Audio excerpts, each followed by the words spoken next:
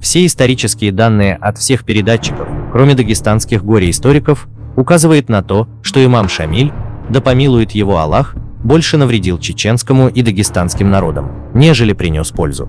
И не секрет, что Шамиль, воевав столько лет против царской России, погубив бесчисленное количество жизней как с Чечни, так и с Дагестана, взял и сдался в тот момент, когда была на кону его слава.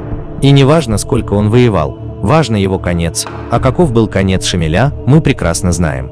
Предлагаю вам послушать мнение русского насчет имама Шамиля и его борьбы, а в комментарии напишите свою точку зрения, но только без оскорбления ни в чей адрес. Некоторые в комментариях пишут, что вот мы не воруем видео с YouTube, мы распространяем ислам. Знаете, был уже один такой распространитель в 18 веке. Звали имам Шамиль, который 40 лет воевал с Россией.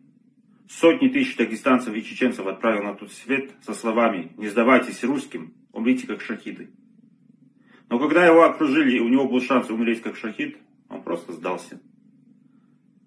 Получил российское дворянство, жил под Калугой и получал огромную пенсию от царской России. Вот так вот некоторые распространители ислама хуже тех, кому они распространяют этот ислам.